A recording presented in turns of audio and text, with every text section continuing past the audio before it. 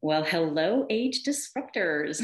Today, I'm recording this podcast with a live studio audience, and all of you attending this recording are members of the Hack My Age VIP program. And part of being in this exclusive club is the ability to dial in and watch the interviews as they are recorded and ask your own questions.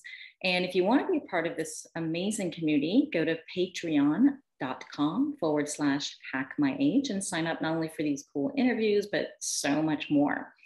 Now, I promise you that today's guest will teach you something new. And I am very honored and excited to have Dr. Bill Laurence on the show to talk about his clinical trials on bioregulator peptides. And if you don't know what a bioregulator is now, you will once we get done, and you will thank Dr. Laurence for exposing this incredible molecule to you. And to give you a little background, Dr. Laurence used to be a lawyer, and he has a law degree from UCLA, and that's my alma mater, yay. And he is also a successful businessman who decided to turn his life around and perhaps fate around too, with an interest in living longer and better. So he ditched the business world and delved headfirst into science and the world of nutrition, coming out with a PhD in nutrition. But it doesn't stop there. And since 1990, his focus has been on slowing and reversing human biological aging. And along the way, he's developed a lot of science-based optimal aging practices for health professionals and individual clients. And optimal aging is really different from normal healthy aging. And we'll explain what this means in the interview. Now, this time, Dr. Laurence is the administrator of 2 clinical studies in collaboration with the very well-known Dr. Vladimir Havinson of the St. Petersburg Institute of Bioregulation and Gerontology to see if human biological age can indeed be reversed. We learned a lot about Dr. Havinson in my first episode on bioregulator peptides with Phil Mikens. So I highly encourage you to listen to that episode as well. And by the way, Dr. Laurence is chronologically 75. I know, if you're looking at him, if you're watching this, you can't believe it, because his biological age based on telomere length is now 35. And if I could be 35 again, I would love you forever. So this explains a lot. So he's proving it himself, and I want to know how he's doing this. And I invited Dr. Laurence to share his first presentation on telomerase activation protocol and some of the results he is finding so far in these studies, which he started 4 years ago. So he's got 2 more years still to go. So we still have some more information coming, but without further ado, please meet Dr. Bill Laurence. Welcome. Well, it's a pleasure to be here with you. Actually, it's a pleasure just to be any place as far as I'm concerned. It's a pleasure just to wake up in the morning. And breathe. Yes, truly, truly. Oh, I'm so excited to have you here. And you've been also with Natalie Nidham and Sandy Cruz, and really exciting what's coming out with these clinical trials. And before we delve into the presentation that you'll have, I would love to really try to explain to the audience why and how you went from businessman and lawyer to becoming very passionate about aging and longevity. Yeah, I think it's even beyond passion. It's probably an obsession at this point. There were two things. One is my nature is that I love learning something, but once I learn something and learn how to hopefully do it fairly well, I get bored with it. And so I have to move on and do something else. And so it was law to begin with. I was a tax attorney, mostly doing trust work, estate planning, trust work, and so forth, corporate work. And that was great. And then I got tired of it. And so I went out and I started building medical buildings and shopping centers and radio stations and retail stores. I think at one time I had about 16 or 18 retail stores scattered around the United States and so forth. And then I grew tired of that. But what also happened was that my father died. And that was a major turning point for me. I grew up in a family, or actually in a religion. Well, I grew up in the Mormon church, and we do a lot of genealogy work in the Mormon church. And so I had records going back almost 200 years, not everything, but, you know, a good representation of births and deaths. And I knew that there was only one man in my family line in that 200 years who had reached the age of 70. Most of the men died in their 50s and 60s. My uncles and grandfathers died in their mid 50s. Wow. How old were you at that time when you discovered this? So I would be about 35-ish. Yeah. Well, I had known this for a long time. I mean, literally as a youngster, I knew a little bit. I mean, a bit about our family genealogy, because my father was very interested in it, and he started sort of the working with the church and tracing our ancestors and so forth. So I was vaguely aware of it, but became acutely aware when my father died. He had his first heart attack, myocardial infarction, at 57, and died of a heart attack at 65. And there are 11 of us in the family, big Mormon family, typical Mormon family. 3 of my siblings in the last 4 years, all in their early 60s, have died. So I am now 75, 5 years older than anyone in the 200 years. So when my father died, I decided, what is the point of earning another $1 million or $5 or whatever if I'm not going to be around to use the money? My kids maybe would appreciate it, but I'm selfishly wanting to live a long time. So I basically sold everything, sold the shopping centers and everything else in the medical buildings, went back to school, got the PhD, a master's and then a PhD. And ever since, I've been working in the field of research, coupling the law background and the science background. It makes it very easy for me to do research. And so I've started my career doing research for alternative or holistic medical clinics. A lot of it had to do with teasing out the actual pharmaceutical results of their clinical studies in terms of what we call the absolute results, which are very different than the reported results. The present vaccines from Pfizer are a good example, where the marketing results they talk about are 97%, but what we call absolute benefit is less than 0.5%. And so I did a lot of that research for clinics and so forth in order to basically tell them what's real in terms of some of these pharmaceutical studies. And then I narrowed it down and got into the field of longevity, doing protocols for myself, for alternative clinics, other people. And that's where my background is.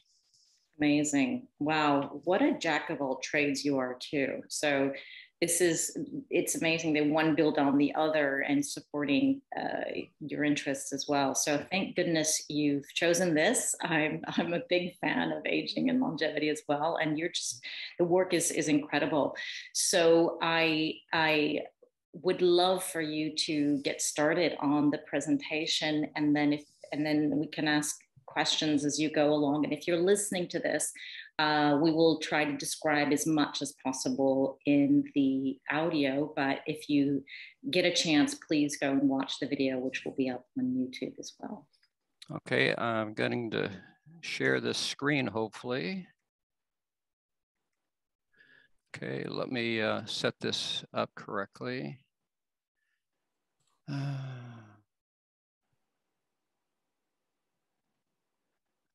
I need to clear this stuff off the top. There we go.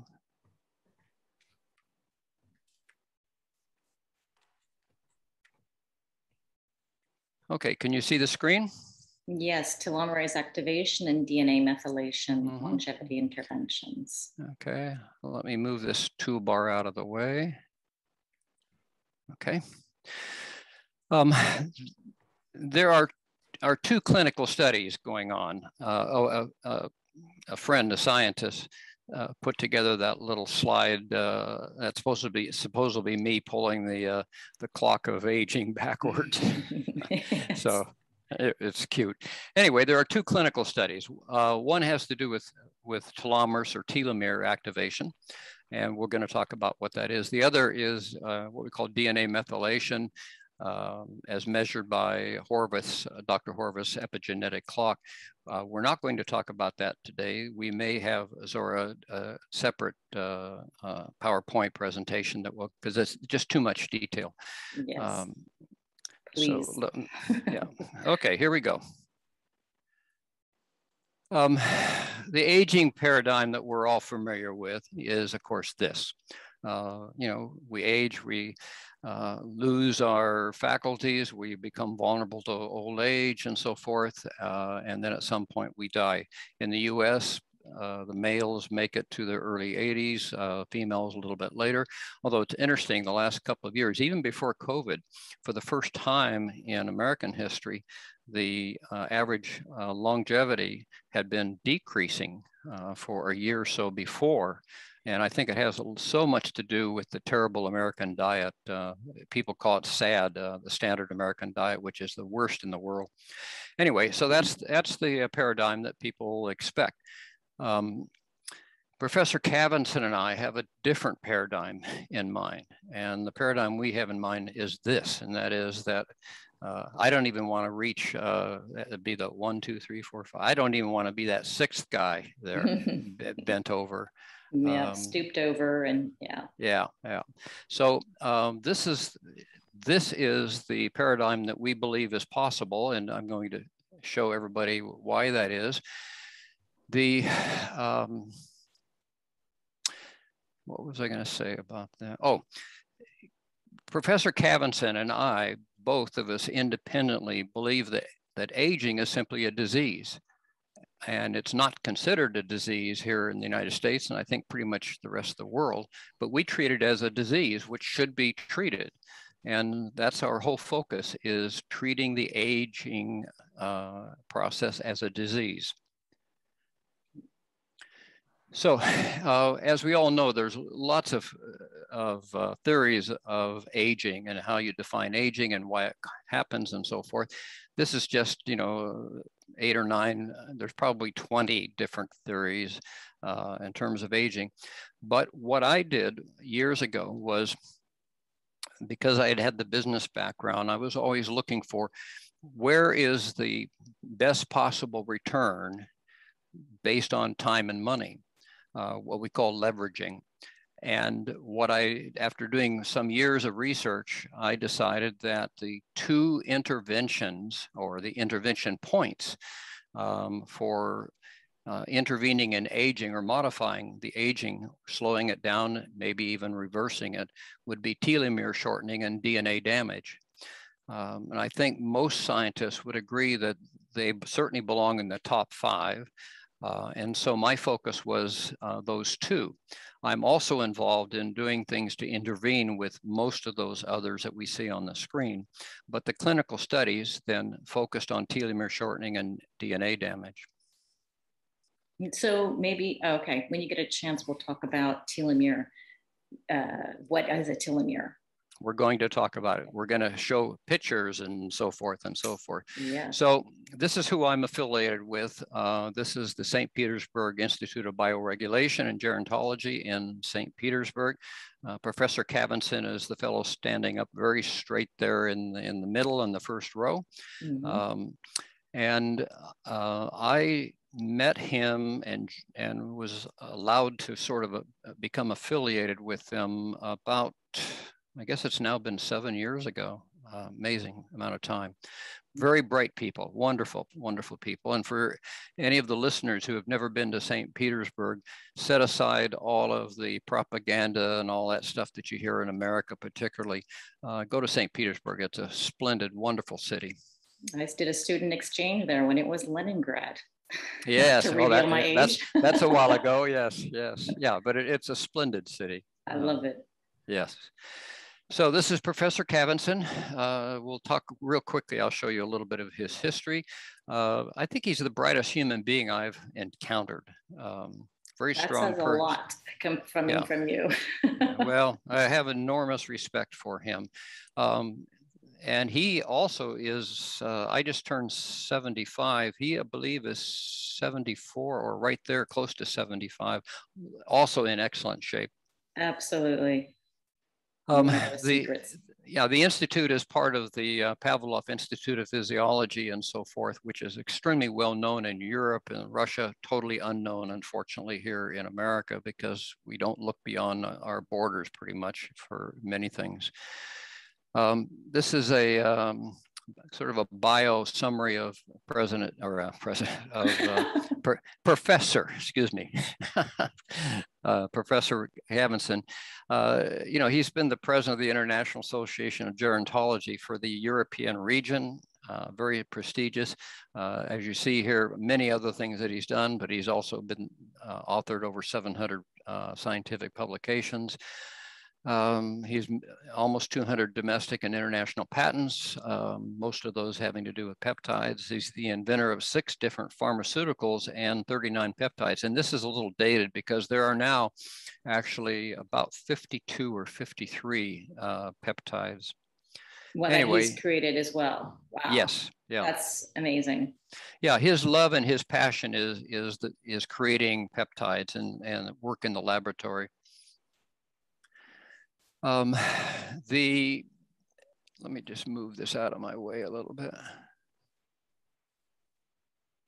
Okay. The institutions in Russia and Ukraine and so forth that were involved in all of this work that we're going to talk about in a few minutes are what I call the premium, well-known Kurov Military Medical Academy would be equivalent to our West Point, except that they are focused on medicine and science and so forth. And Professor Cavenson was the principal investigator for about 14 years there. Then later, as you see, he was also the, let's see, where is it? Yeah, he was the principal investigator for the Russian Academy of Science from 92 to 2015. Extremely well known all over Europe. The studies that we're going to talk a little bit about were not just done in Russia and Ukraine. They were jointly done here with the National Institute of Aging here in the USA, various institutes and research centers in Italy, Germany, Spain, Belgium, France, and so forth. So this has been a joint project with basically Cavenson sort of leading it. A couple of years ago, President Putin gave Professor Cavenson, I think it was 2017 or 18, Russia's highest civilian award for his 4+ decades of service to the Russian people. Professor Cavenson was saying that he believes, and I truly believe he's correct, that peptide pharmaceuticals are the future. The reason for that is they basically don't have any side effects, any adverse side effects, extremely effective, that we'll talk more about that as well. He believes that they will become, the pharmaceuticals of choice. It'll be a long time before that happens here in the US because we're very, very slow to change. But peptide, there are now, the last I heard, there are well over 1,000 different peptides. So. And pharmaceutical, will that be applying to the bioregulators as well, which I thought was more of a nutraceutical? Well, I'm not sure, Zora, what you're meaning. So you're saying it could be a pharmaceutical of the world. That to me implies that it's a drug. But as I understand, these are not bioregulator peptides. Are more of a nutraceutical rather than a pharmaceutical. Yes, they fall into that category. What Professor Cavenson is saying is that peptides, and not just the peptide bioregulators. He's talking about peptides. As I say, there's more than 1,000 of them now. They're so effective. Professor Cavenson and the bioregulators are incredibly effective, probably more so, and I'll explain later why. But there's 970 other peptides out there, okay? Mm-hmm. Most of those peptides are directed to treating a condition Whereas the difference, major difference with the peptide bioregulators is that while they improve different medical problems and conditions and so on, what they really do is regenerate organs in the body, organs and systems in the body. And as a side effect, a positive side effect of that, they actually end up, I won't use the word curing, but certainly improving. So for instance, the kidney bioregulator, Pilotex, regenerates the kidney, and people that are having issues, even people who have been on dialysis, find that over a period of time, that as the kidney is regenerated, they go off the meds, they come out of dialysis and so forth. So they're very powerful in that sense. President Putin, I've never seen him, of course, at the clinic and the institute, because I'm not there that often. I doubt if he's ever walked in himself, but I'm told that his personal physician is in there all the time, carting out boxes and boxes of peptides. And as probably everyone knows, President Putin is very interested in his health, and he's very healthy. And his doctor has said for publication on several different times that President Putin is much younger biologically than his chronological age. And I, of course, know the reason why. We're going to talk about that and show the evidence of that. Back to this for a moment. If these peptides weren't successful, I suspect that Professor Cavinson and I would be digging coal in Siberia, rather, given Putin's personality. Yes, in the gulag. In the gulag, yeah.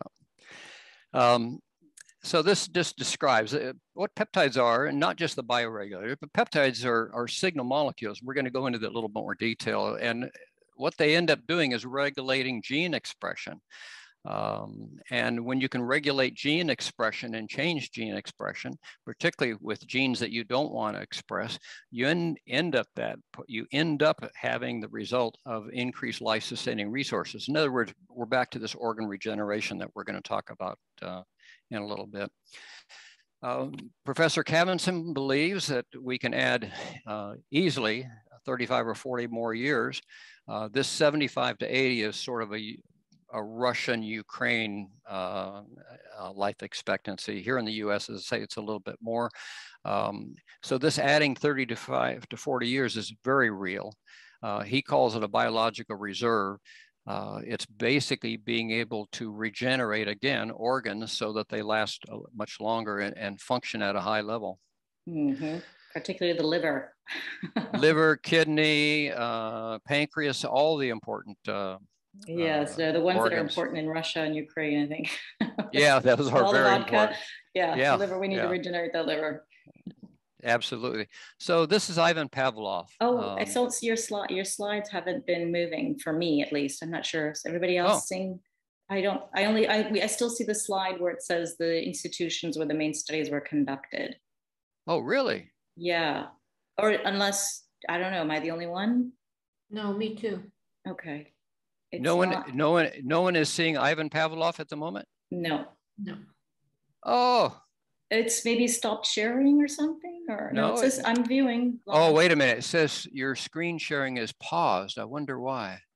Let me see if I can unpause it here. Huh. So I've been babbling on and you folks haven't been able to see anything.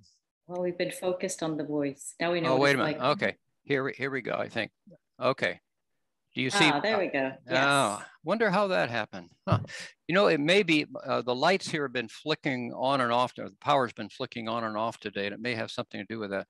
So let me just show one or two of these real quick. This is people haven't seen this. Yeah, this is Putin and Professor Cavinson.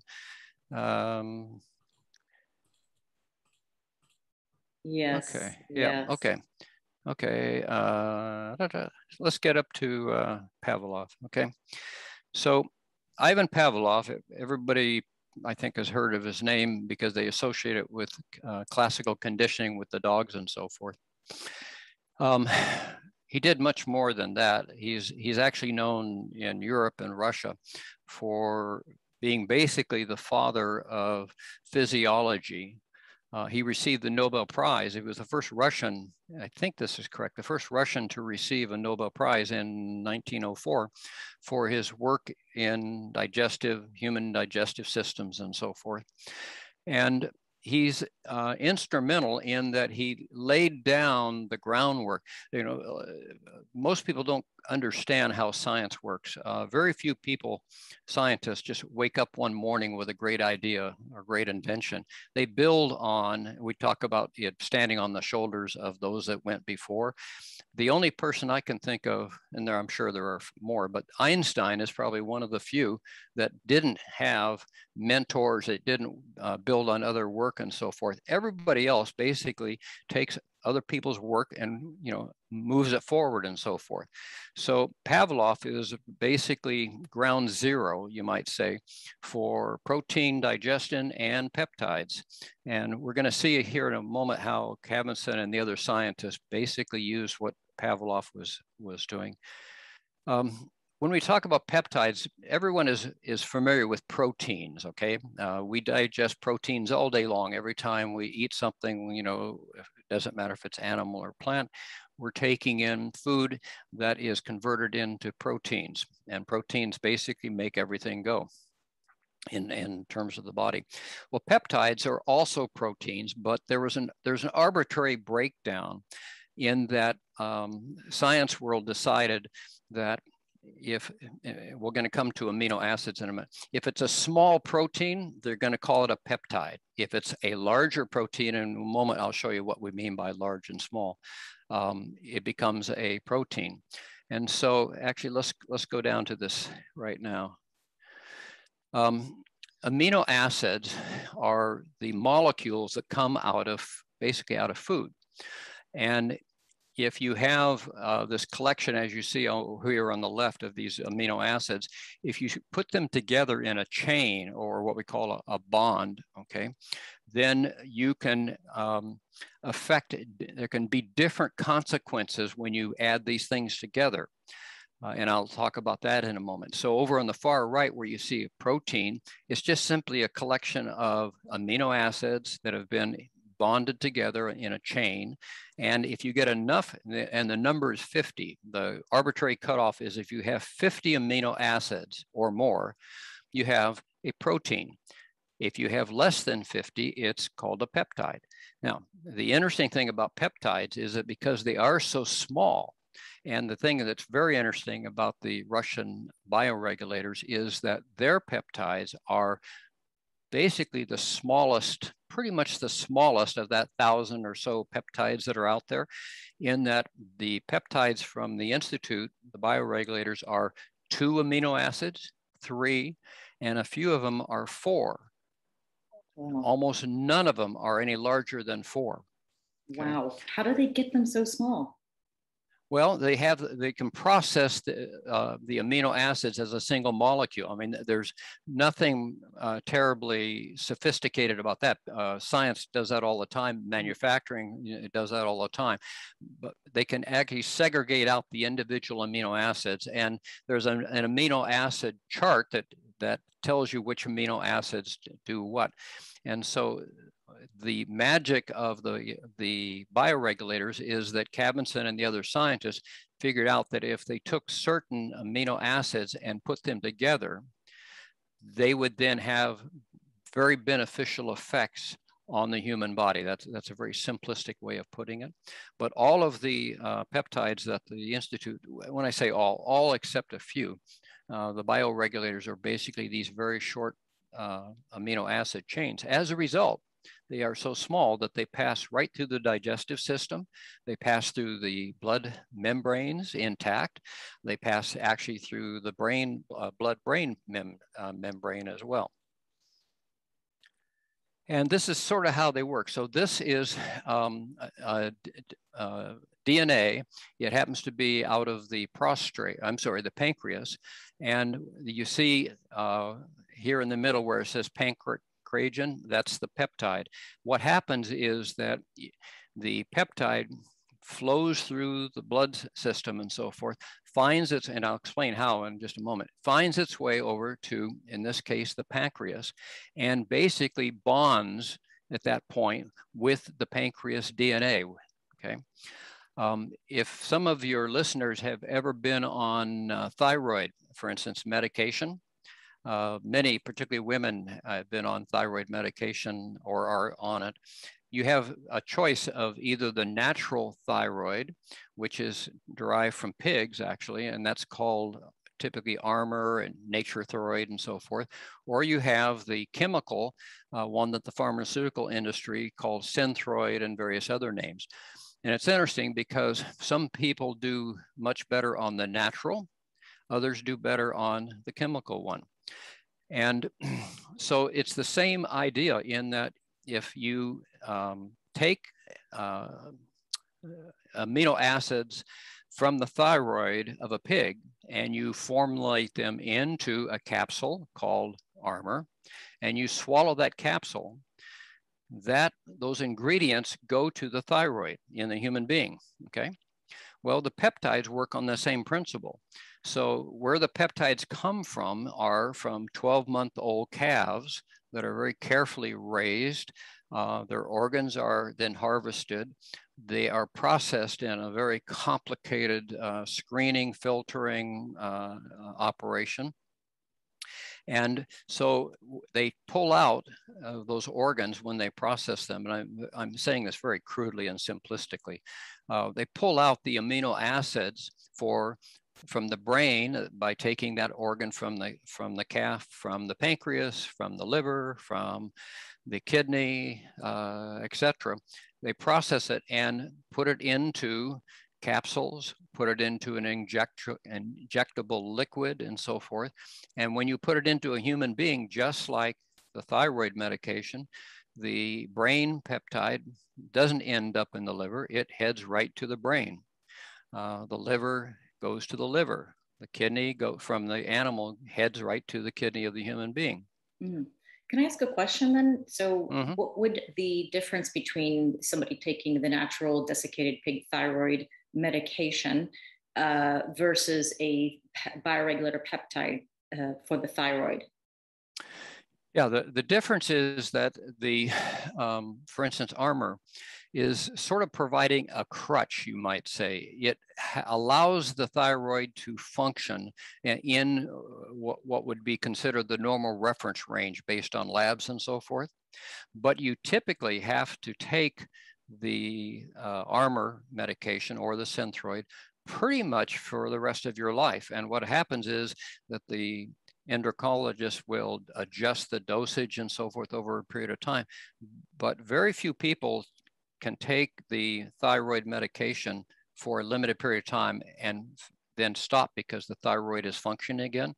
The peptides, though, work on a different principle. As I mentioned earlier, that what the peptides do is they go in and they regenerate the thyroid. They don't sort of act as a crutch to support the thyroid. They actually regenerate the thyroid. Huge difference. And so what we see is the doctors that use the bioregulators for, say, thyroid report back to me, and I see their labs oftentimes, within a year, 2 years, maybe 3 years, the person ends up going off of, actually what happens within 6 months typically, the doctor has to start reducing the Armor or the Synthroid, the dosage, because the thyroid is functioning within optimal reference range. And then over a period of time, in most cases, the doctor is able to take the patient off of the thyroid medication completely, that is those using the bioregulators, and then they'll go to a maintenance program, a very low dose maintenance program with the bioregulators. So a huge difference. There is a huge difference. So then how would the doctor would have to know that you're doing this in conjunction, taking the medication in conjunction with the thyroid bioregulators, because normally a doctor wouldn't start taking you off your thyroid medication, because I think that's for life, right? Yes, except that what happens is if the doc, and I've seen this happen with doctors who don't know anything about the bioregulators, they start seeing improvement of the thyroid function, and so they reduce, let's say that it's Armor, they start reducing the Armor a little bit at a time, and the person stays in optimal, and then they reduce it further. And then at one point, for some of them, they'll stop and say, you know, I don't know why this is happening, but you don't need this anymore. Oh, okay. Yeah. So then they wouldn't generally then start decreasing the dosage. That would, if they see improvement. I thought if they see improvement, they go, oh, what we're doing is working. Let's just keep at it. Yeah. Yeah. But what happens is that as the thyroid is regenerating itself, then it becomes apparent that the dosage is higher than necessary. And so the doctor, you know, now I'm talking generally. Some doctors will just look at the labs for 30 seconds, say, oh, you're good. And they'll just continue with the dosage that they've been using. Other doctors will notice that there's been significant improvement, and those who are very conscientious will start reducing the dosage, because the right thing for doctors to do is to use the least of dosage level or protocol that's necessary to keep a person at an optimal level. So there are those who just ignore it, keep on, you know, renewing the prescription. There are those that start reducing the thyroid medication. And I am assuming this is for people who still have some thyroid intact. If you've had your thyroid removed for one reason or another, there would be no point in taking a bioregulator thyroid peptide. Basically, that's correct, except I've seen several cases, and when I say I see, I work almost exclusively with a doctor involved in these. There aren't any people, well, today there aren't any people in the clinical studies that aren't doctors, because we only admit physicians and health professionals into the clinical studies. In the beginning, some 4 years ago, the only requirement was that you have a pulse. So, well, it was this kind of a situation in that I walk up to you, a trusted friend of many, many years, and say, you know, I've got these pills that the Soviet Union military put together. I'd like to have you take these for the next 3 or 4 years, and let's see what happens. Yeah. That takes a lot of trust. A lot. But the problem was that it takes a huge amount of time to go through and teach a layperson, you know, all the science of telomeres. And then, of course, when we added the DNA methylation study, that, you know, compounded it. And so January of 2020, Professor Cavinson and I agreed that we would only admit health professionals. It's cut the time down by 80%, because wow. they understand telomeres. I don't have to explain what the difference is between a telephone pole and a telomere anymore. So, okay, let's move on. There are many peptides, as I said. This is just a very small list. These are not the ones necessarily at the bioregulators. There's just a lot of peptides out there because scientists are finding that they're very helpful. Where you find a lot of peptides is in the cosmetics and so forth. And the cosmetic world has figured out that the peptides, because they are such small chains of amino acids, and in those cosmetics, they're actually longer chains than the 2, 3, and 4 that are in the bioregulators. They're very effective. And so there's a huge number of peptides in the cosmetic, but there's also a whole bunch of other peptides, including the second one from the bottom down there. You'll notice it says vaccine peptides. Yeah, what's that? Well, that's called Russia Sputnik. Ah, so it's based on a peptide. Yeah, the Russian peptide is basically, I mean, the Russian vaccine is basically a grouping of peptides. I mean, it has some other things in it as well. I love the name. It's called Sputnik. Yeah. Yeah. So exactly. Yeah. So anyway, there's lots of peptides. Let's move on. So Professor Cavinson, some quick history. I don't want to get bogged down in this. He was a young military officer, medical officer back in the 70s. And what was happening was that the Soviet Union in the Cold War with the US was sending their submarine corps out on training missions and so forth for several months at a time. And what was happening was they were in submarines that were built in the 50s and 60s. They all had, or not all, but many had nuclear reactors, crude nuclear reactors, crude protection in those days and so forth. And so these young military officers and seamen were coming back with all sorts of medical issues, primarily thymus problems, accelerated, we would call it accelerated aging syndrome today, but a lot of it was thymus damage. And so the Soviet Union military said, we can't have this happening. We've got to stop this. We've got to fix it in some fashion. And so they basically turned to their medical corps and their science corps. And Professor Cavinson was in that group and said, you folks need to figure out how to prevent, how to treat this situation. Because if it's happening with the submarine people, we've got a space program and we're concerned with what's going to happen with the cosmonauts. We're concerned what's going to happen basically with the regular military, because we understand that the Americans are building lasers that will basically blind military personnel on the battlefield, will destroy hearing and so forth. So we need you to figure out how to intervene with all of this. So Professor Cavinson and a group of scientists had basically unlimited funding, as they did, in the Cold War, and they built on Ivan Pavlov's and other scientists' work to determine that if they extracted peptides from organs of animals and they put them into human beings, that those peptides would regenerate those organs. And so they started with the submarine corps, that's here. Then they started providing them for the General Army. They used them in the cosmonaut program, but particularly in the cosmonaut program, after they came back from space travel and so forth, there'd be all sorts of muscle issues and other issues, thymus issues and so forth. And they used the peptides to basically regenerate and repair.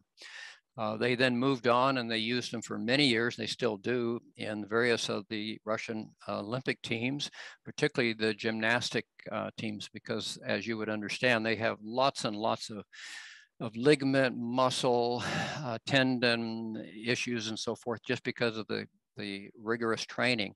And so they use the peptides in that program, and as a result, they cut down the number of injuries.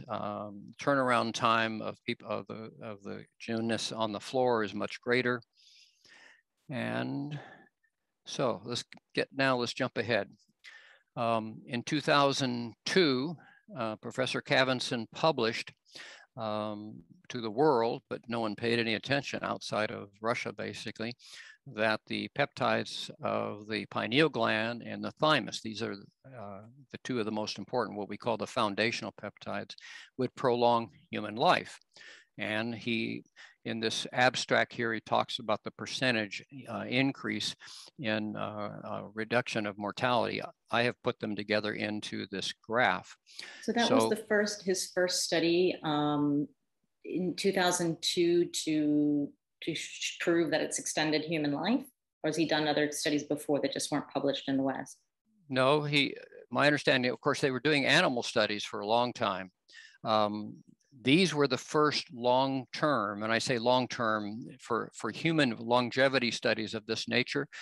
These studies are 8 years, 12 years, and so forth. That's a long-term human longevity study. I don't think that there were studies that I know of basically before these on humans, at least extended studies. So here's what they found. We have a group of what they call elderly people, age 60 to 74, where you see the control where it says polyvitamins. These people were just going about taking, their normal diet, their normal vitamins, if they were taking any. In other words, non-peptide group, okay? The initial age, as you see, there was 69 in this group. The people in the next category where it says administration pineal gland peptide, they were testing for this clinical study one peptide at this point, and that's the pineal peptide. Let me just turn my phone off so it doesn't keep interrupting here. Anyway, they were using just one peptide for this study. Okay, and what they found was in an 8-year period of time, so if we drop down a line where it says mortality rate in the course of 8 years, in the group not taking the peptides, during that 8 years, 13.6% of those people died, which for that age group would be about normal in Russia and in that part of the world. In the group taking just the pineal peptide, the mortality rate was 8.5.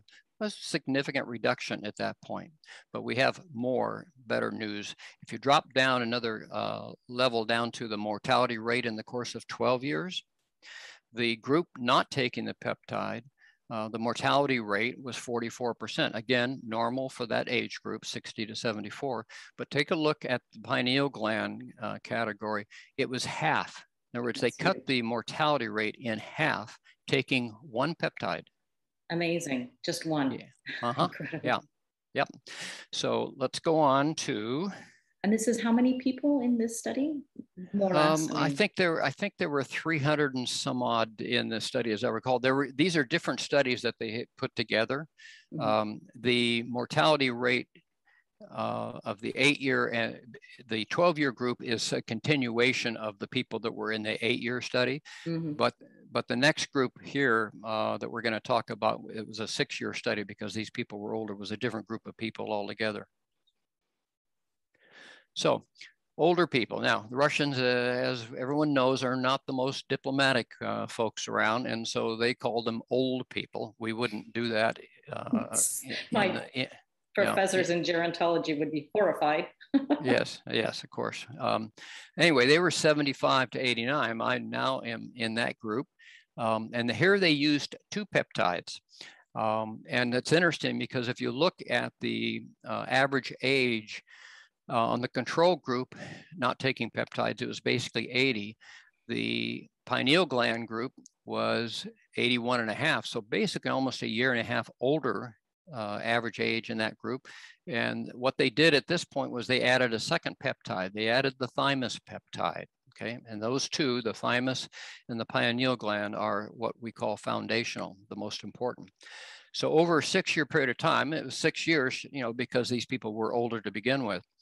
In the control group, non-peptide group, almost 82% of those people died. Again, for that age, that part of the world, that would be normal. But take a look when they continued to use just the pineal, it dropped the mortality rate to about 46%, 45.8%. Mm-hmm. When they, in the group taking 2 peptides, it dropped it to 33.3%. I mean, there is nothing in the world that I'm aware of, pharmaceutical, nutraceutical, lifestyle change, etc., that comes anywhere near that mortality reduction.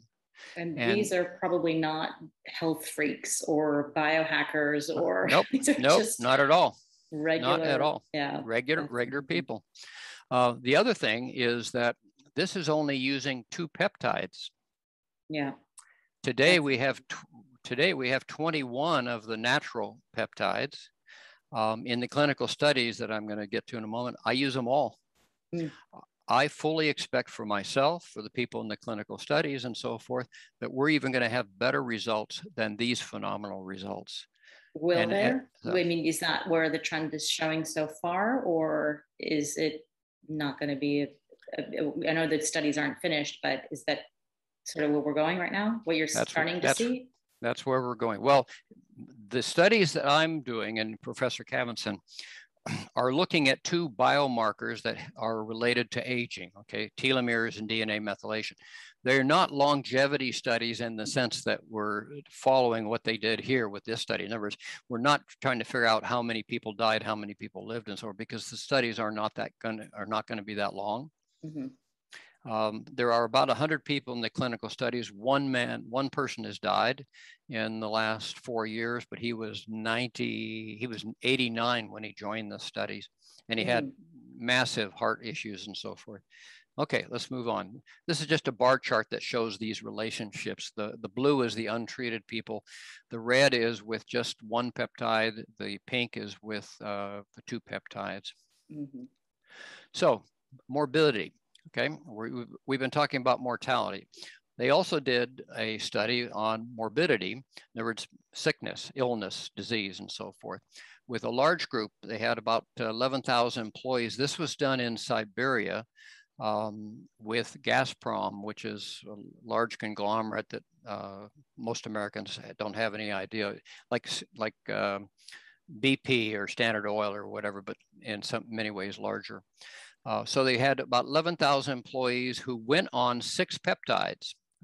They were on the immune system, the brain, the blood vessel, or arterial, the bronchi, which is the respiratory, the liver, and the cartilage, in capsules for oral administration, not injectables and so forth. And then they had the control group, which was 3,000 other employees who just weren't on the peptides at all. It was a 1-year study looking at illness reduction or morbidity. The results were that there was 2.7 times less respiratory diseases, and overall, all morbidity, there was 2.3 times less. In other words, dramatic reduction. And what they based this on was days off for sick leave. And so for a company to have a program where they were using peptides reduced incredibly the amount of sick time. Incredible. Incredible. And that control group I saw were taking multivitamins that evidently were not really working, or they were. Well, I mean, vitamins are helpful. I don't disregard them at all. They're helpful, but they're not peptides. Mm-hmm. Okay, so what we're going to do before we get into the clinical studies is we're going to take a look at the power of the peptide bioregulators, and no pun intended, but we can really see it when we're looking at retinal issues because we have the scans, the field of vision scans and so forth. So the scan on my left is the before, you might say. The scan on the right is the after. And so where you see green, that means you have decent eyesight at that point. Where you see black, that means nothing. Where you see red, it means almost nothing. Yellow is certainly problematic. And so the one with the full on colors, it's completely jumbled, is that person doesn't see very well. And then they don't see very well, right? The green they don't one see. Is good. Okay. Yeah, the person on the left would have real impact on their quality of life. You know, I don't know if they could drive at that point. Some of these others will see they can't, but I know that this would have significant impact on someone. Of course, it's diabetic retinopathy, and so they have all sorts of other problems as well. On the right, a lot of green, probably their life goes on. Well, this is before and after treatment. And the treatments usually lasted about 2 or 3 years in these cases. Incredible difference. That's life-changing. Yeah. Absolutely. Yes. Yeah, here is retinitis pigmentosa. It's a progressive disease like most of these retina diseases. Here in the US, there is nothing that they can do to even really slow it down. They have some drops that they recommend to people, but that's mostly just to placate them. So on the left, we have a person here who has huge impact on their life. They can't function in terms of using vision for anything. With retinitis pigmentosa, that much black, they can't drive, they probably can't walk unaided. Their life, is very difficult. Now, their life isn't perfect on the right after a couple of years of treatment, but they've got enough green, restored at that point that they probably certainly are better off than when they started. I can't tell you what they can see at this point, but it's certainly an improvement over the pre-treatment. And now, how long? That was also 2-3 years on a bioregulator. Yeah, also 2. Now, let me tell you a story, okay? 2014, I'm just learning about peptides. At that point, let me think. Yeah, I probably had just been to Russia, or maybe anyway, a friend of mine, an architect, contacts me, and he's got a good friend of his who he and his wife have they have 2 teenage boys, several years apart age-wise. I think at that point they were like 11 and 16 or 17, as I recall. Both of them diagnosed within a year of each other with retinitis pigmentosa, and they were very young, but that is not uncommon. RP, as we call it, is progressive. There is nothing that's available here in the United States and most countries to even slow it down. It is a, they tell me, the boys tell me, others that I've talked to tell me, it's like when you get to the point of the scan on the left, it's like looking through a straw. You have no peripheral vision at all. That's where it damages it first. So the institute, Professor Cavinson and the scientists and doctors there were treating people, again, a couple of years, and this is the improvement on the right. Now, what this is, and it doesn't show up very well, this is a letter, there's two of them, from the two brothers, ophthalmologists, and I just got these in last month, where I asked the ophthalmologists through the parents to basically do a before and after opinion as to what has progressed. And I'm sorry that it's so small. I'm going to have to try and make this larger. But basically, for both boys, the last line here, let's see if I can make it bigger here. How old were these boys? They were, I think the younger, this is James. Let me see. They'd been under his care. James had been, I think he's the older, since 2013. So we're looking at almost 8 years later. The last line says, if I enlarge this, can you see it? Yeah, we can see it well, yeah. Okay. The last line says it all. I have not seen major progression of the disease or major deterioration of his vision and quality of life. This is over an 8-year period of time. Incredible. Yeah, I just talked to both the brothers a couple of months ago, and actually I'm sending out tomorrow some more peptides. Their life is unaffected by RP. They lead normal lives. They participate in sports. They date. They drive cars. You know, their life is normal. And this is 8 years after the treatment. And are they on a maintenance dose? No. Completely? No, they're still on treatment. Okay, and I'll explain that. No, this is 8 years after diagnosis. The doctor says here first became the patient in November of 2013 with mild, moderate retinal pigment, in other words, RP. Over the past 8 years, his vision has fluctuated. That has to do with eye muscles more than anything else. But they're trying to correct his vision. That's not the RP. His macular edema has improved. Has remained stable to mild improvement. His peripheral vision, this is the thing that's very important. His peripheral vision has only worsened slightly over the last 8 years. Overall, I believe, is doing well. I have not seen major progression. Now, let's turn to his brother. This is Alex. He was diagnosed in 2015. I'll just go down to the last. His peripheral vision has stayed mostly intact and has showed progression. What they're saying is the field of vision has actually progressed, has gotten better over the last few years.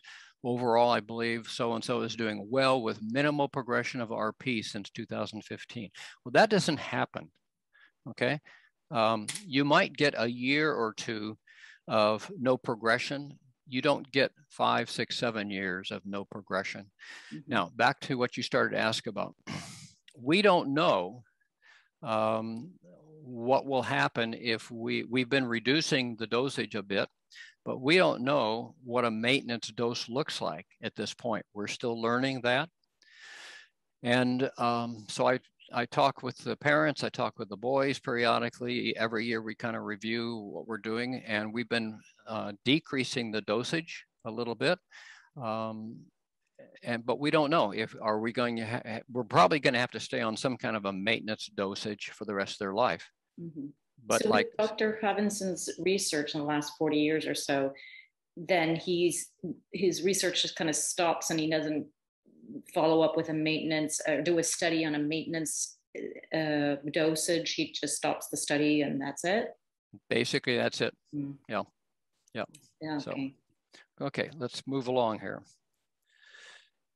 Okay, let me bring this back down. This is macular degeneration, very little that they can do in the United States. Here you see on the left where you see the black and the yellow compared to after treatment on the right, improvement.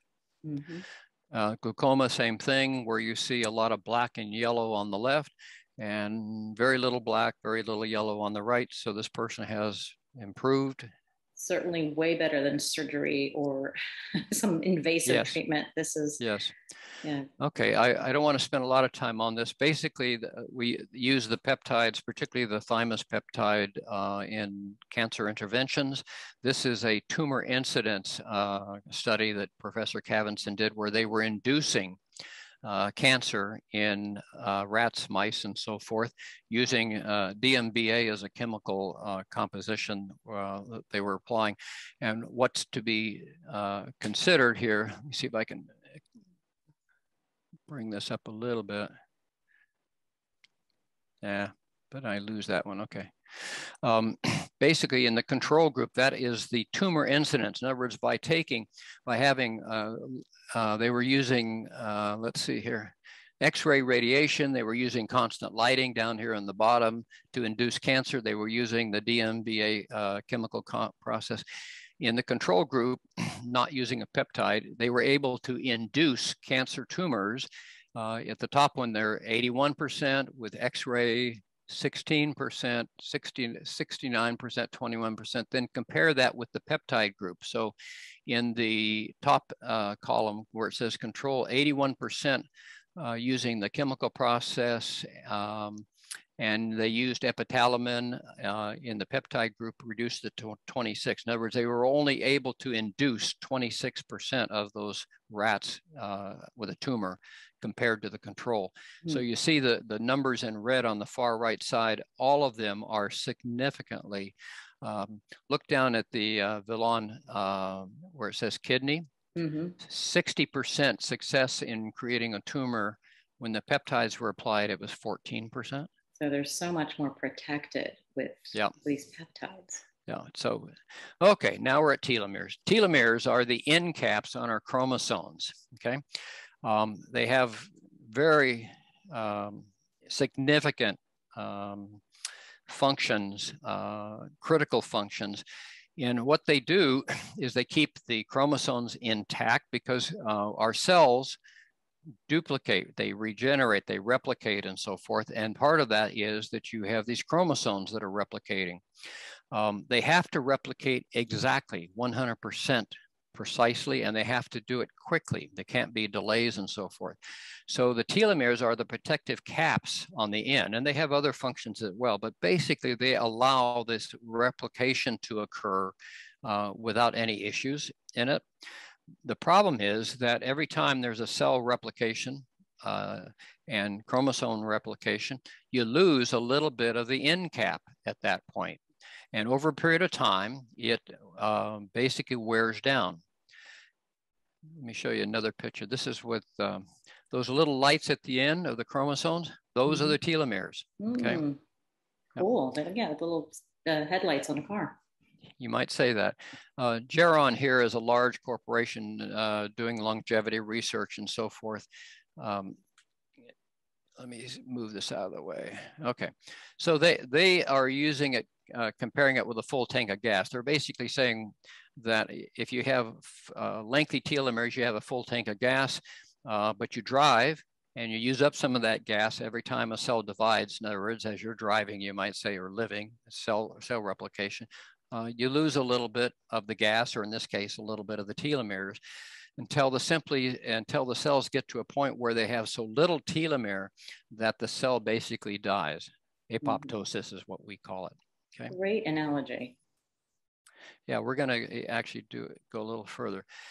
So scientists all over the world have figured out that telomeres are a very important aspect of the aging process. Now, some of these scientists, I think, have gotten a little extreme. We're going to go through Bill Andrews is well known here in the United States. He basically is explaining every time the cells divide, the telomeres get a little shorter, and every time they shorten, our cells age a little bit. And that's generally true. this is the sort of what we call the telomere cycle. So if you see at the top here, the over on the left-hand side, that would be a young person with, you know, long telomeres, and then over a period of time, those telomeres get eroded, and over more time, they get further eroded until there's apoptosis and the cell dies, okay? But if you drop down where it says telomerase, okay, if you add, and we're going to talk about how this is done, if you can activate an enzyme called telomerase, okay, then you can reset and change that. And so if we drop down to the bottom line, starting at the right, notice that the telomeres now are getting a little bit longer, okay? Mm-hmm. And that's basically what I'm doing with this clinical study. And I'm going to show you the actual data in a second. Another way to think about it is that the worn tire is an older person whose telomeres have been basically sort of worn through. And let me get up here back to the slideshow here, because you can see, you'll see this better.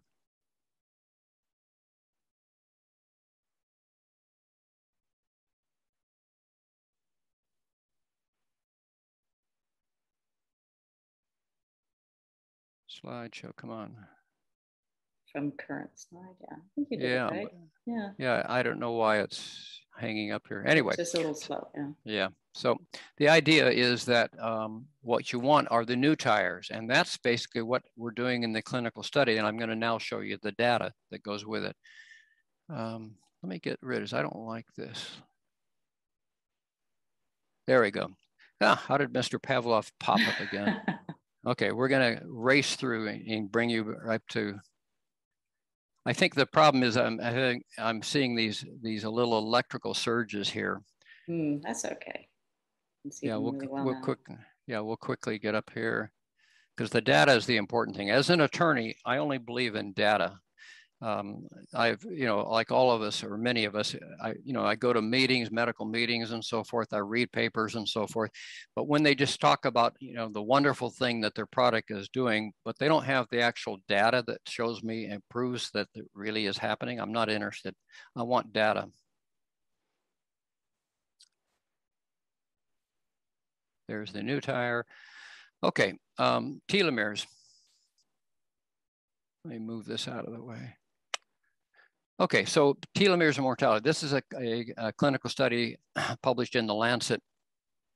They found that people with short telomeres had basically about double the mortality rate compared to people with long telomeres. And when they looked at heart disease and infectious diseases, the mortality was threefold higher in the group for heart disease that had short telomeres, and eightfold higher death rate for people with relatively short telomeres. That's how important they are. Yeah, we want long, strong telomeres. Yes. Oh, come on now.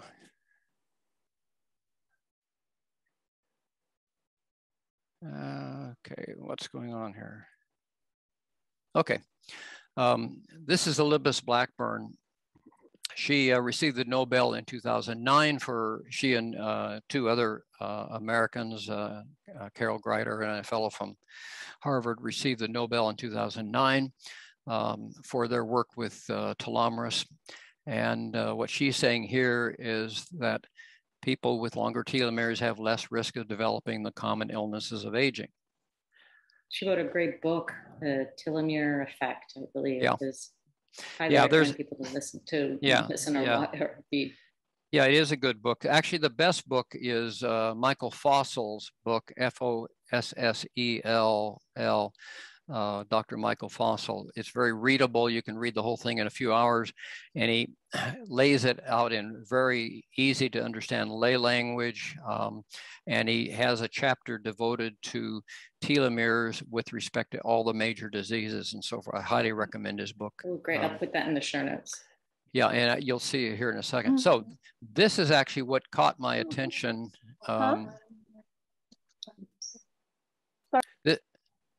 This is what caught my attention.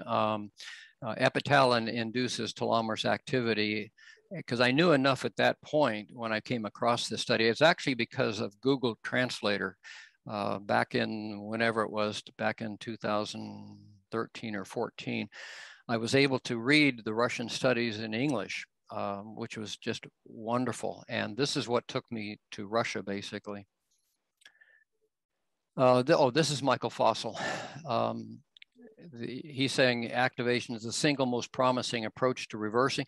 Michael is a great guy. He and I correspond. I think he's wrong about this. I think it's better. He's overstated it.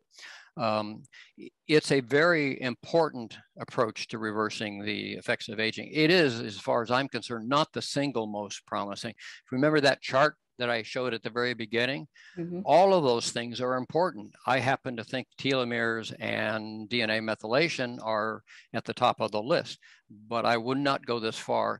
Now, he believes this because he's working on a synthetic telomerase activator that activates the enzyme, and he's in stage 1 clinical trials for the FDA. He's hopeful to get finally approval of it. And he's going to try and target Alzheimer's, dementia, Parkinson's, and so forth with his telomerase activator. And if he does, he'll make tons and tons of money because there's nothing really effective that is available. And I wish him well. He's a great guy. Oh, anyway. Here's Bill Anders again. He also overstates it. He calls it the clock of aging that ticks inside. And in learning how to wind that clock backwards lays the cure for human aging. Yeah, but not entirely. I mean, everything, you got to have everything else in the mix, in the salad, you might say, or in the stew, okay? Telomeres are very important, but there are other things. I agree. Okay, we've talked about, I won't go through it. Basically, short telomeres are associated with all sorts of diseases and so forth. The issue that's debated hot and heavy is it an association or are they causative? I'm in the camp that I think that they're causative. There's just too much evidence that people with short telomeres have shorter lives and a lot of medical issues and so forth. Okay, we've already talked about this. Okay, this is an interesting, the fraternal twins study here at the bottom. The twin with the shortest telomeres had 3 times greater risk of death. Incredible. Yeah, it's important. Now, this is hot off the clinical studies. Short telomeres have been shown to increase the severity of COVID-19. So people with shorter telomeres are more vulnerable and a more difficult experience with COVID. As everyone knows, COVID typically starts damaging the respiratory system first. That's where most people will have symptoms and so forth. The nice thing with the peptide bioregulators is that there's a peptide bioregulator called Taxarest for the respiratory system. I can hardly keep them in stock. I'm having to send them from the Institute by DHL every week or 2, large boxes that are very expensive to ship because the doctors are, as fast as I can get them in here, they're using them for their COVID people. Yeah. Okay, finally, we're at the study, the telomere activation protocol, okay? So what we did was determined, of course, a baseline chronological age of these people, what we call reported telomere age. In other words, there are labs that can basically approximately measure the length of those telomeres for various people, and we call that a telomere age, or they do. And then they give you a percentile compared to your same age peers. At the beginning, this is kind of old information. There were 37 subjects that had been in a 2-year cycle of being tested and so forth. Now there's nearly 100 people in the clinical studies. I just haven't updated yet. I'm going to update all these numbers at the end of this year. And so we put people on different various dosages. We basically we got their baseline telomere age. And then we basically worked out a dosage level. And the dosage level was up to the individual participant. It was based on, because they're actually in the clinical study, unlike the pharmaceutical clinics studies where everything is paid for, but you're basically the guinea pig. There's a control group that, that is not receiving, the drug and so forth, and you don't know what the side effects are. That's why it's tested. Well, here we know there are no side effects. We actually know what the results are because Professor Cavinson already showed years ago that the peptides could lengthen telomeres. So when he and I talk, we talk about this as being a confirmation study. I didn't talk him into because Zora, you know him. You don't talk Cavinson into anything.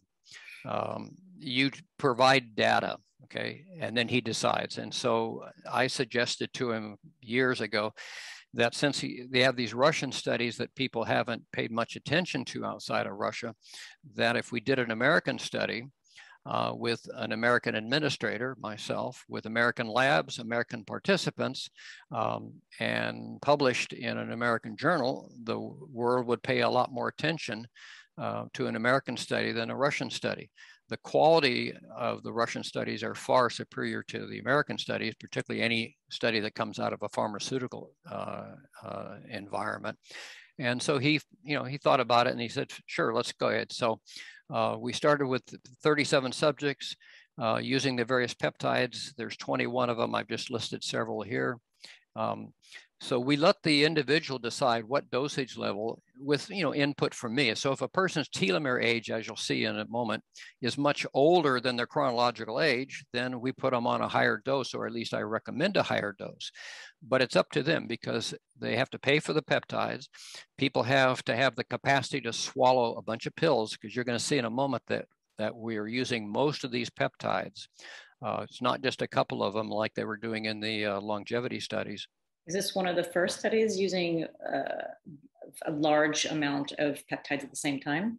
The first and only. Interesting. Yeah. And there's a reason for it. So this is just one of the spreadsheets where over on the left in sort of the pinkish color, that's their baseline. This was January of 17.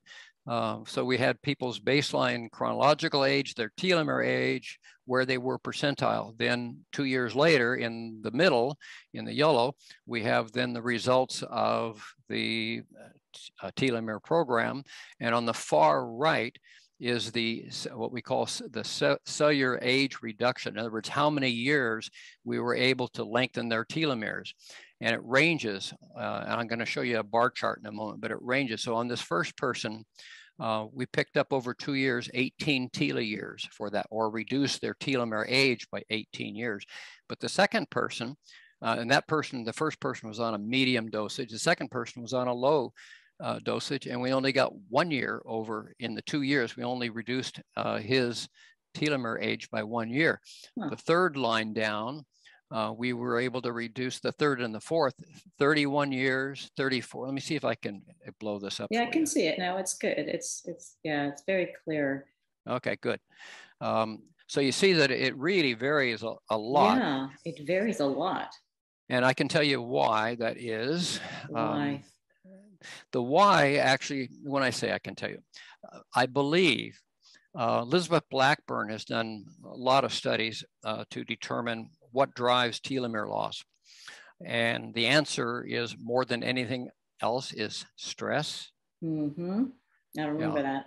And people talk about stress, they throw it around. Yeah, you're shorten your life with your stress and so forth. This is the reality. Yeah. Elizabeth Blackburn did, as I say, did lots of studies.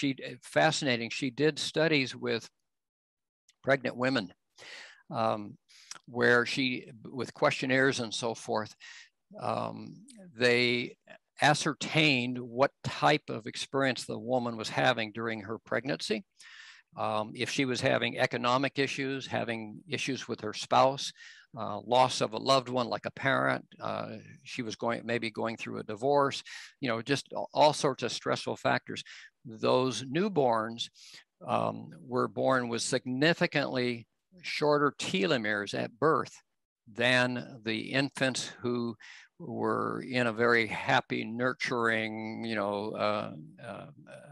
pregnancy and so forth. It was fascinating. It has that stress has that kind of impact on a newborn. Absolutely. Yeah, I confirmed that in my gerontology classes. Yeah. It's true. We got to manage it much more than we probably think we do. Oh, yes. So this is the bar chart that shows huge differences. Now, I think a lot of it has to do with stress.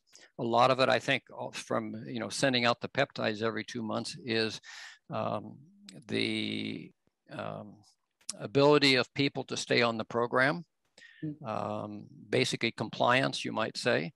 But I think stress is the #1 factor, because these people with the low bar charts here, I knew all these people early on, the 30 some odd people were people that I'd known for years and years. Again, I say, because who's going to take all of these, Soviet military pills and stick them down their throat unless they have a lot of trust in you? And I know these people well. And in fact, many of them are still on the peptide program. And the ones that are the lowest returns are basically the stress. But here's the key thing is, it isn't stress by itself. It's how you react to the stress, how you handle the stress is the key thing, because some of these people with really good returns are in incredibly stressful, and they're real estate developers, because that's what I was doing for a while. They're attorneys and so forth, professional people, and they lead stressful lives. What we figured out, actually, what Elizabeth Blackburn figured out, is it's how you handle the stress. If you can deal with stress and let it just roll off and continue on, you're not going to damage your telomeres. On the other hand, if it depresses you and mobilizes you, you're going to damage your telomeres. You're going to accelerate the telomere loss. Just to add a little bit more stress, those people are already stressed out. Yes, yes. Okay, now here's the data. Okay, here's the evidence. If I was practicing law, this is the smoking gun. Okay, here we go. So this is my first telomere test in January of 2012. So wow, we're talking about almost 10 years ago. At that point, I was 66 years of age, and my baseline telomere age was that of a 72-year-old. I had been living in a high stress environment when I was doing all of my entrepreneurial crazy stuff. Very stressful period. And so I call this accelerated telomere loss or accelerated aging at this point. And this is before peptides for me. I didn't even know anything about peptides at this point. Well, not the Russian ones anyway. So 2 years later, I'm 68. I still am not using any peptides, the bioregulators, and it's getting worse. I'm now 68, but my telomere age is now 75. I'm losing more and more telomeres at an accelerated pace. This is the profile that I see pretty much across the board here in America, because it's a high stress environment with people. So then I start Cavitsin peptides in October of 2015. At that point, this now test is in June of 16. So about 9 months later, I'm tested, and I'm 70 at that point, but my telomere age for the first time has been reduced to that of a 68-year-old, or equivalent to a 68-year-old. That's after how long on the peptides? About 9 months. Okay. Which ones were you taking? Do you know? I mean, do you remember? All of them. All of them. I'll explain why in a moment. Okay, so then 2 years later, I'm 72. My telomere age now has been reduced to 44. Wow. Okay, in another 2-year period of time. And then at 73, continued taking, and my telomere age reached 35. Now, that's just me. That's not enough proof. Okay, here we go. So this is my significant other, Vess Jones. We've been together she's tolerated me for about 11 years now. So her baseline at age 60, she's now 65. In fact, I have a picture of her coming up. She's 65 now. So at her baseline before peptide bioregulators, her telomere age was 63. And she had led a very stressful life, a very chaotic family and so forth. She was married at the time to a fellow who ended up with Alzheimer's. She was the 24/7 caregiver for 10 years. They have some of the shortest telomeres, according to Elizabeth Blackburn. Yes, absolutely, yeah. And she took care of him until he died and so forth. So her telomeres were that of a 63-year-old, and she was 60 years old. And I don't go through the interim, but about 2.5 years later or so, with a very high dose. In fact, at this point, she was on the highest dose of any human being. I do that because as I talked about earlier, these are all natural supplements. I mean, they're basically, a scientist came, I was speaking at a medical meeting a couple of years ago. He says, you know, what you're really talking about here is nanosteaks. Took me a moment to figure out what he was saying. Yeah, I get it. Yeah, they're 100% food. They're nanosteaks, yeah. Interesting. So she was on high dose, meant like 20-something capsules. I mean, or not capsules, but actually types of bioregulators. She was probably taking, for other reasons, she was taking probably averaging 15, 16 a month. Well, no, split over 2 months. Anyway, so we reduced her telomere. She was 2 years older, and her telomere age was 33. That's Vess at age 63 or 64. She looks like she's 25, dancing on the ballroom dancing floor. She's fantastic. Yep. Wow. That's what a at that time, 63-year-old person should look like. And act like. She's dancing on the dance floor. Ballroom dancing competition. Yeah, she's a competitive, international competitive ballroom dancer. I used to be a long time ago, but now I just social dance and try and stay up with her. Fantastic. I love it. This is a way I'd love to age. Okay, so a couple of years ago, one of the doctors in the program was referred to, or this person was referred to them from an Olympic doctor. And in the Olympic, of course, as you can imagine, they run all sorts of lab tests on these athletes and so forth all the time. And and I have her permission to use her name. This is Tora Bright, who won the gold and silver medals in the 2014 Winter Olympics. Actually, they were held in Sochi, Russia, as a matter of fact. She had 9 concussions. And so the Olympic doctor referred her to a doctor here in the United States, a doctor very familiar with sports and so forth, who lives in Park City, Utah. And he was in the clinical study. And so he referred her to me for both the concussions and primarily for the telomere resetting. So her telomere at baseline was that of a 56-year-old at age 32.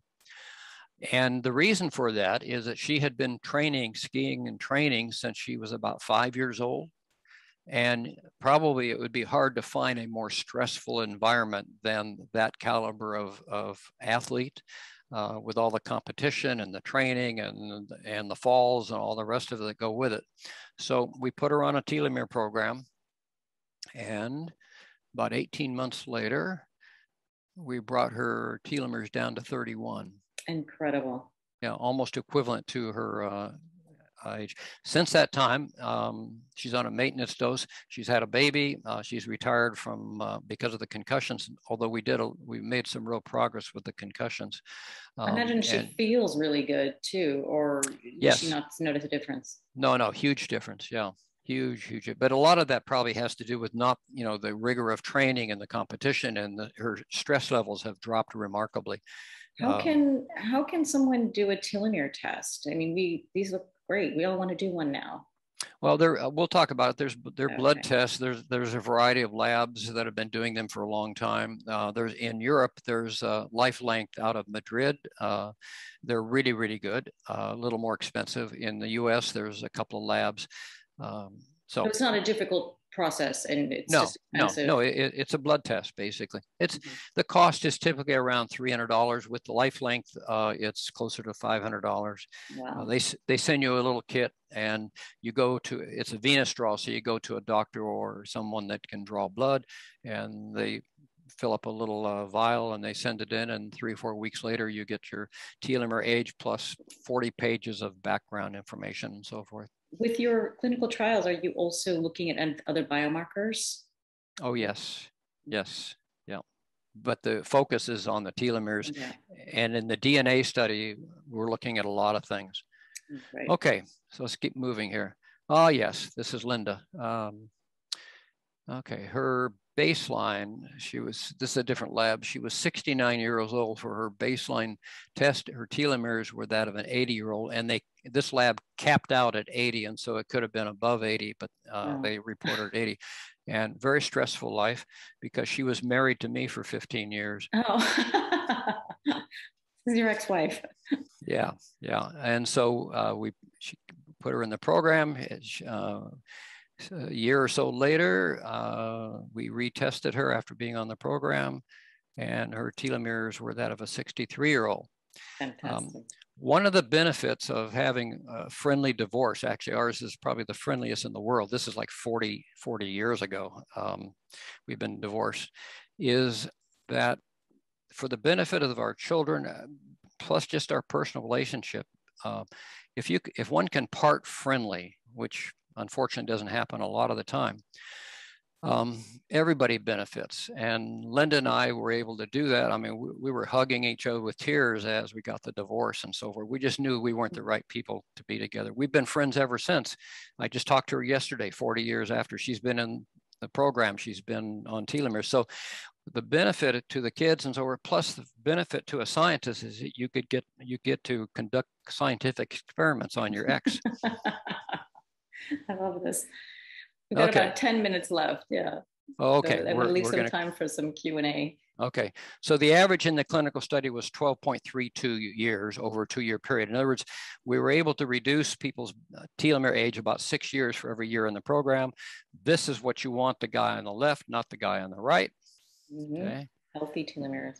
My daughter sent me that. This is Professor Cavinson celebrating that Vess is 33 years old there in St. Petersburg in his conference room. This box of chocolates was sitting on the table. Someone had brought it in. So it's like he's handing it to her. Vess hasn't had a gram of sugar in her body in 40 years, much less these chocolates. Wow, she just looks incredibly young. Yeah, yeah. Here's sort of the wrap up. I showed you these longevity or mortality reduction numbers before for the elderly people and then the older people, which is now the category that I'm in. This is unprecedented. This is, we're testing telomeres in the clinical study, but the bottom line is this is what we're after. We're after mortality reduction. Okay. And there is nothing that I'm aware of in the whole wide world that does this. And this, again, as I mentioned, this was only 2 peptides. We're using all 21. We won't go into it today, but in the DNA methylation study, we use pretty much 18 to 19 different peptides with each person because we're moving a biomarker that is very complicated. The DNA is much harder to, let me plug my computer in there. The DNA modification is much harder than telomere. I can change people's telomeres in 18 months easily. With DNA methylation, it's 2 to 2.5 years before we start seeing changes. Okay, let's, so a review of this. This is the current aging expectation. This is what Professor Cavinson and I are after. The last thing here is what we call the bridge. What the bridge is that it's incredibly important to stay healthy for the next decade, because the things that are available, that are becoming available right now, that actually are available right now, the discoveries that are available right now are, things like NAD, MMM, the intermittent fasting, all these things that are going on at the moment are just a prelude to the things that are going to be available over the next 10 years. Some of them now, I do stem cell replacement, exosomes and so forth, and a whole bunch of other things as well. So I've got to stay healthy for the next 10 years because in 10 years' time, the things that will become available will leverage up for probably 20 or 30 years additional at that point. But if we don't stay healthy to what we call cross the bridge, this is Dr. Nigan's concept. If we don't stay healthy to cross this bridge, then we're really shortchanging ourselves, because the leverage that we're going to get is remarkable. And with that, if I was at a medical conference where I presented these recently, we would go take a coffee break. Because a meta study shows that light to moderate coffee is associated with a reduced risk of death, particularly in women. Interesting. I love it. Great. People can now drink coffee again.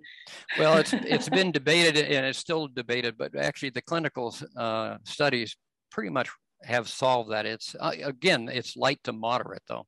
Yeah, exactly. No, that doesn't, it's not a the more the better kind of thing. And that's one of my questions is, in your studies now, are you trying to test to see if the more is the better, rather than just the 1 or 2 peptides have been tested in the past? Well, that actually, well, let me how to explain.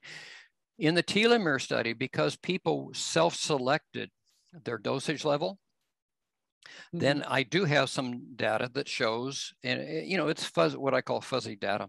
I do have some data, and there is sort of a relationship between dosage and the results. But again, you have to factor in the stress, lifestyle, and a whole bunch of things. In the DNA study, we'd have to get into it in order to understand.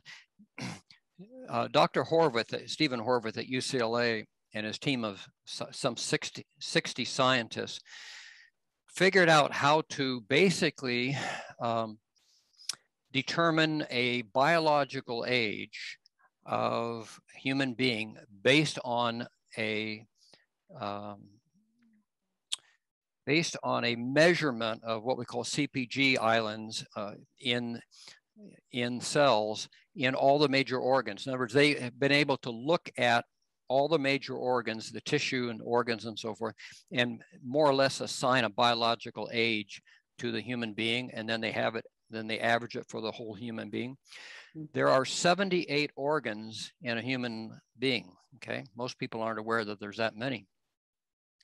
And so my working theory, and other than one little tiny study, as far as I know, there is nobody doing a study to see if they can change that biological age, that DNA, what we call DNA methylation biological age. I'm now 2 years into it, and I have solid, we'll see later in another PowerPoint presentation, I have solid information showing, just like I do with the telomeres, I can change people's DNA age. But it takes all of the peptides though, because we're talking about multi-organ, multi-tissue, and multi-organs. Yeah, that makes sense. So I would love to open the mic to everyone who's here, and you can ask your own personal questions. Is this the end of the presentation? Yes. Did I miss anything? Because we've got 15 minutes left and I've got another meeting. So I would love, if anybody here has questions. I think Samantha, you have a question here in the chat. You can undo your mic if you'd like and ask yourself. Yeah, hi. Thank you so much. It was so interesting and also a little bit intimidating for someone who's like me, not a doctor or scientist. I had a question because I understood that taking peptides, I understood the focus was on the telomere. And so where do you take a test? If you're 40 years old, should you start like thinking about like taking peptides? Do you have to wait until you're 50, 60? And then my last question, I understand that you have to take a lot of peptides, like you have to put them together, because you mentioned like around 18 to 20 peptides. Okay. Yes, you should start in your 40s, maybe even a little bit earlier, because the idea is rather than waiting until you're 60 or 70 and have to do a lot of organ regeneration, you're much better off starting earlier. it's sort of like doing maintenance on a car, maintenance on, and those are crude metaphors, but maintenance on a car, maintenance on a house. You don't wait for 25 years and then, you know, when you have to have the car towed in, you know, you try and do the maintenance. So the same is true. Now, no, you don't have to take that many peptides. Remember the longevity studies, they only used one peptide, the pineal gland peptide, and they achieved great results. When they added the second one, they received or realized even better results. I use a lot more in the DNA study, as I mentioned, because it's a multi-organ kind of system, and we don't know. No one's ever done this before, and I don't know. No one knows what it takes to move that DNA methylation marker. So my theory that I'm operating on is, since there's a lot of organs, a lot of peptides, and they're harmless, let's throw them all at them and see what happens. Based on the first 2 years, we get significant results in the DNA reduction. So you would suggest to start with the pineal gland peptide? Yeah. I would start with those foundational peptides, the thymus and the pineal. For someone at 40, unless you have a particular issue, medical issue that you should be dealing with your doctor on, just those 2 peptides would really do well for you. Right. So like if someone has a digestive system, peptides will be helpful. Yes, there is a peptide for the digestive system, you might say. It's called Stamicort, for the mucous membrane of the stomach, you might say. But the thymus peptide can also be very helpful in that sense. So you might want to have 3 peptides, the Stamicort and the pineal and the thymus. Why did Dr. Hutchinson start with the thymus and pineal? Why are those the foundational ones? Because the first ones, the thymus was the first peptide that they created way back in the 70s. And it made sense to deal with, you know, the immune system, the thymus, the immune system. And then they added the pineal. Those probably are the 2 most important, in a sense, other than the central nervous system, maybe, are the 2 most important systems and affect more of the body than most of the others, other than the central nervous system. Mm-hmm. And then they rapidly started adding the others. Interesting. Samantha, you have any other questions? Yes, where do you buy them? You can buy them from a fellow or a company called IAS, International Anti-Aging Systems, is a really good source because they're real. Unfortunately, there's too many of them that are counterfeit that are being sold on the internet. But counterfeit IAS, from Hutchinson's, the Hutchinson peptides, they make counterfeit ones. Yeah, in the former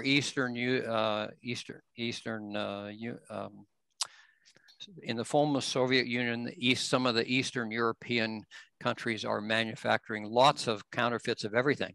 Mm-hmm. And there are Hutchinson peptides that I believe are counterfeit, because I can tell the difference in the boxes. They don't come from the Institute. They don't come from Garmonia, which is the manufacturing and the processing. So who knows what's in them? We did a podcast with Phil Mikens of IAS. And so he gave a link and the website and everything. I'll share it with you. And he even has a discount. I can't remember the discount code he gave us. I think it's maybe Zora 15 or something like that. But if you're interested, let me know and I'll connect you. I'll put it in the show notes as well, because I trust him as well. I think that's the counterfeit thing. I used to live in Russia. and one question I have is, even if it's Russian, you know, it's certified, it's Dr. Hutchinson's, I always question, have you seen these animals and how they're treated? Because it's important to have you say they're well raised and all that, but I want to go myself and I want to see how true is that? How much can we trust it? I haven't seen the animals. I have been many, many times. Magdalena as well has been many times at the Institute. These are honest people, ethical, brilliant, but honest people. Magdalena, I just talked to Olga actually this morning a little bit. Yeah, they're for real, and what they're doing is for real. Mm-hmm.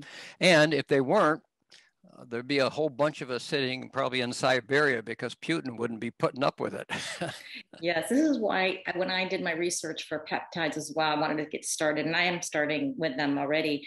I just, there's so much out there. I just said, well, I'm going to go through Phil. That's the only way I can really trust that I'm getting the right stuff, because I want the ones that are in the study. I don't want the ones that haven't been in studies yet. Yeah, but they're all the cytomaxes, as we call them, the natural peptides, are the ones in the study. And Phil has I think he has about 3 websites here in America, but they're all Phil, basically. He has multiple websites. And so as long as you track through with Phil, you're getting real peptides. He has rebranded. He calls them Nature's Marvel, in order to deal with some regulatory problems that he sees coming along with the Eurozone and so forth. He's rebranded the Cavensin peptides. They still say Cavensin peptides in small letters, but they're called Nature's Marvels. Those are Cavensin peptides. Yeah, and in English. And for us, much easier to understand and to remember the names, because for me, these Russian names, it's not that easy to remember. Yes. So I'm also ordering Nature's Marvels. I think it's much easier also not to do any mistake in the morning when I'm preparing my protocols. I took my husband's prostate one. Everybody who is following the protocol to order Nature's Marvels, because it's the same. Yes. Because the packaging is different. Yeah. I have to. I use the original Cavensin packaging and so forth, because it would be very confusing in the clinical study to have this other name, even though they're exactly the same thing. Yeah, I've ordered the prostate one. For some reason, it came in the Russian version, and I by accident took my husband's prostate. So I next time I'm going to order only the English one.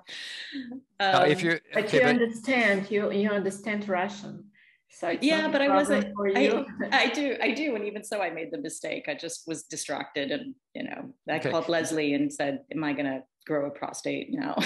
Yeah, understand though that the peptides are not like antibiotics. Okay, you don't take them for a couple of weeks and expect to see results. It doesn't work that way. Okay, as I said earlier, for like telomeres, 18 months. Okay, for DNA methylation, at least 2 years or 2.5 years.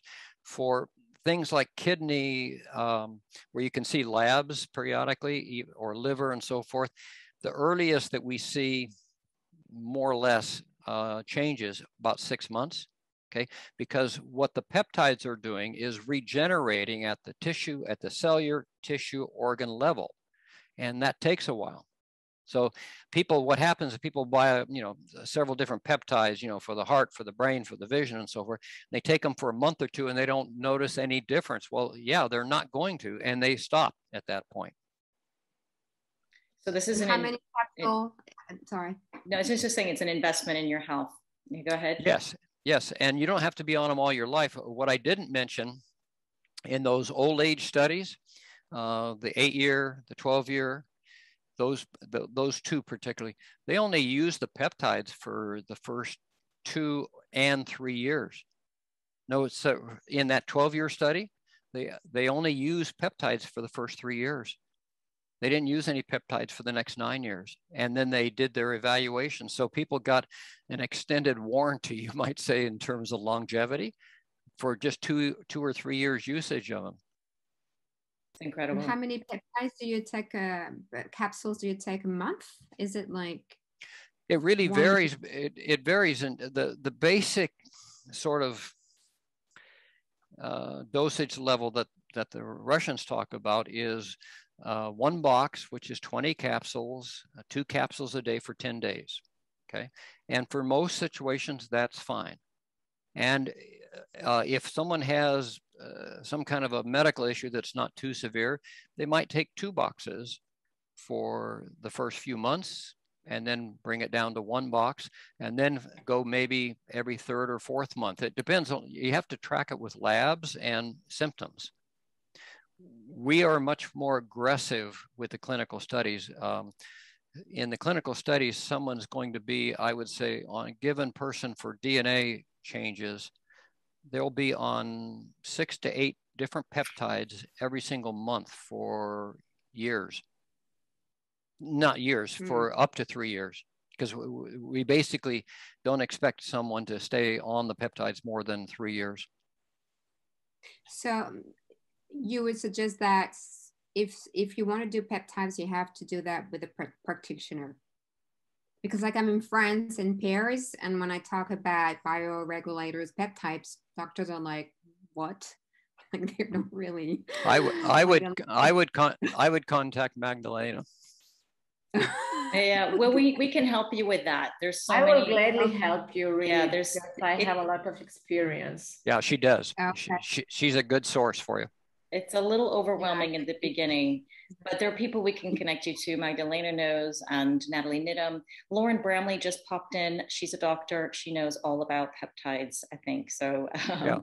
we can connect you. So any last minute questions? Because I do have a meeting. I would like to ask Dr. Lawrence to compare, for example, test for telomeres and methylation test, the results of both, because my situation was that the telomere test was not really, let me say, with a nice result, but for methylation was much better. So, but I would say, I mean, logic for me is that methylation test should be more accurate, right? Well, I wouldn't call it, Magdalena. By the way, how's Joe? Joe is super great. Good. Like okay. always. We're both great. Thank you. Good. Okay. You can't compare them. They're testing two different things. Telomeres, if we go back to my kind of crude metaphor, telomeres are the tires, okay? It's the amount of tread. In other words, how many cell replications are you going to get in a lifetime? Okay, what we call the Hayflick limit and so forth. DNA methylation is the working components, and I talk about this in the DNA clinical study. The DNA is the working components of that automobile. You know, it's the brake system, the commuter system, the engine, the transmission, and so forth. So we're really measuring two different things. You want to be optimal with both, and I would say there is little to no relationship. I would say there's no relationship. That's probably not accurate, but little relationship at all between telomere testing, DNA methylation. You have to look at them totally independent, just like you would look at the tread on your tires and you'd look at the engine separately. So you can't compare them. What you want is to optimize them both. So everybody should do both tests to know exactly where he or she is. Yes. For example, my case is that I have better result in methylation test and Joe has better result in telomere test. Mm-hmm. So what to do to optimize, let me say, to make it, to make it in a way, both to be better, you know, not just one. Okay, for the telomeres, what you probably need to do is increase the dosage and reduce the stress in your life, okay? Mm-hmm. And when I say increase the dosage, it may be more boxes every month of certain, as you know, the endolutin is the primary mover for telomeres, okay? So you take more endolutin and you take it more frequently and over a longer period of time, and you reduce the stress. That's easier said than done, of course. For the DNA, it's because it's multi-tissue, multi-organ, it's a matter of taking, if your DNA numbers aren't what you want, but yours are good, Joe's are not as good, right? So he would need to take a lot more of the peptides over a longer period of time. And we don't know if stress is a factor in terms of DNA methylation. There's just no data on it. So because we were taking a lot, you know, I don't know if you remember, but we were taking, I think, about 150 boxes a year, and that's really a lot. Joe was taking about 15 per month, and I minimum 6 to 8. So I don't know. We cannot take like many bottles more, many boxes more, because that was really a max, I would say. Were you taking a lot of, for the telomeres, were you taking a lot of the endolutin? Yeah, 2 boxes per month. Okay, well then I would say, do you have a little bit of stress in your life, Magdalena? No, not lately. Last few years, I'm cool, really. Okay. So those years are the past, you know, I'm very happy. Maybe I need a little bit more time to how to say, to make it better. I don't know, because obviously my telomeres were very short. Okay, what I would suggest is that you go to a dosage of, for a couple of months, 4 capsules a day of Indolutin. After 2 months of that, cut it down to 3, and then down to 2, and then get somewhere within about 6 months of starting that, get tested.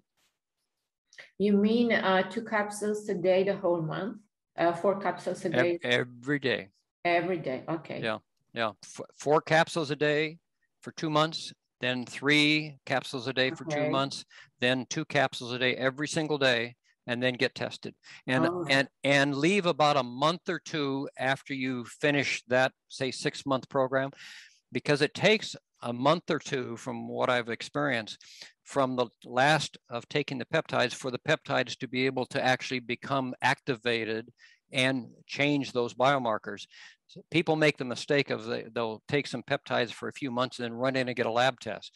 You need to have at least a month or 2 for the peptides to be fully activated. Yeah, I'm waiting for a year, so it's okay. Now we need to order a new test. Anyway, well, guys, I'm so sorry. I think we're out of time, Zora. Cut you off. I'm so sorry. No. I have an appointment. Thank you so much. And I'm really grateful. I could go on for another hour. I still have so many questions. It's been 2 hours now, and it's been a brilliant presentation. You explained it so well for us. Good. And I think so many people can understand and relate.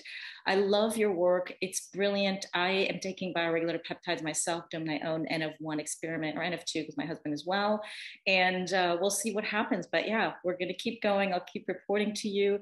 Are there any last things that you'd like to say or share before we leave, Dr. Lawrence? Yes, be grateful, I tell you, particularly in these times right now, with all the insanity that's going on around the world and so forth. Be grateful that you wake up tomorrow morning breathing, and that you get another day, another month, another year, and don't get bogged down by all this stuff that's going on. I call it navigation. We're all smart people. Figure out how to navigate through all this insanity, but be grateful that, you know, you're breathing, you got another day, another year. That's what I would say. That's what I would leave with. Be grateful. Hashtag gratitude. Yes, this is a wonderful way to manage your stress. Studies have proven it. So that takes it. Thank you so much. Have a wonderful day. So grateful. See you next time. Okay.